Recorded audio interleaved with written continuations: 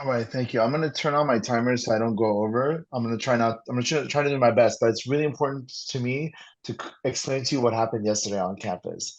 It was kind of wild. It went from being a moment of extreme despair to total victory, right?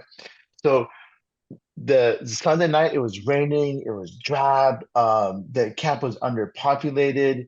There wasn't a lot of students around, but really they weren't around because they were in different meetings planning what was happening, what was going to happen the next day. The negotiations had broken down between the students and the administration, and there was this feeling in the air that the encampment was reaching its end and that the hammer was going to drop soon.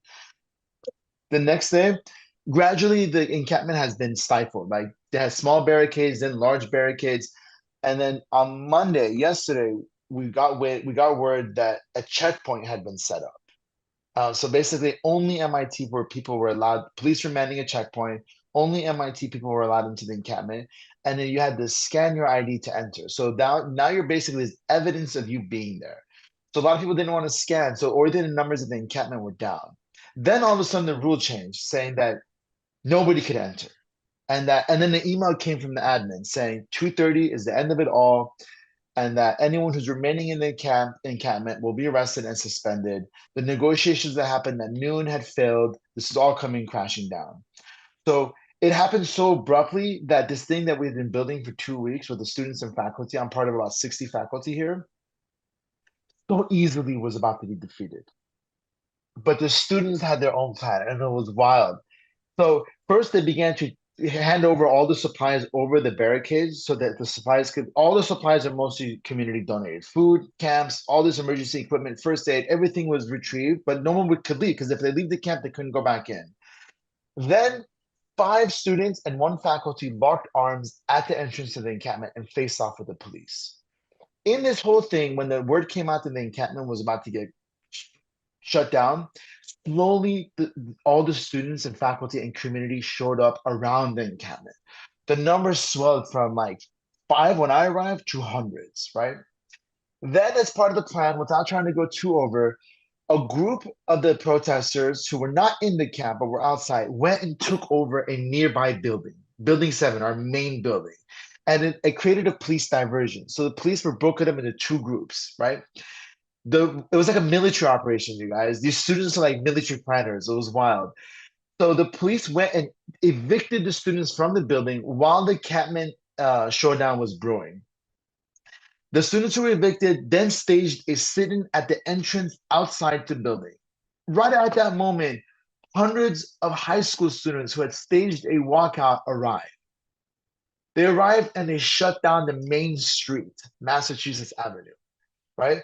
At that moment, there was lines of cop cars, two helicopters overhead, MIT police, Cambridge police, and the state troopers were all on the scene. The street was shut down. The entrance to the building was shut down, and the encampment was outside the encampment was swelling, and it turned into a major, I'm like showdown. I can't believe this is happening. I don't think the admin thought this was going to happen.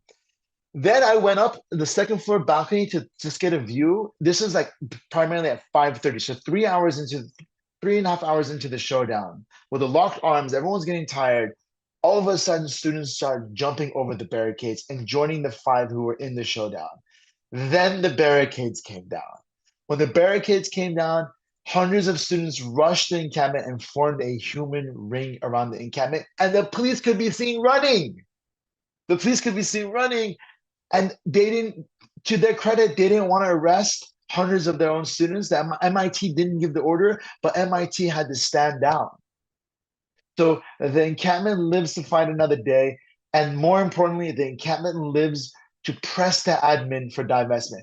MIT is different from other schools. Not only do we have investments that are supporting this war, we are providing technology. We have faculty working on killer drones that are being used against the people of Gaza.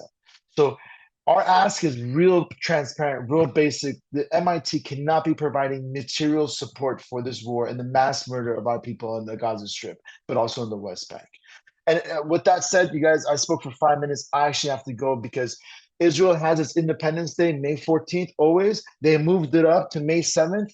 So we're expecting a major showdown on campus at the camp site. So the call has come out that the faculty have to be there. So I gotta go. Godspeed to you all. Hold the line. And we all understand that we're part of not one campus community, not many campus communities, but across a whole transnational front line against this war in the Gaza Strip and the West Bank and against the Palestinian people as a whole. All right, solidarity. Take care, y'all.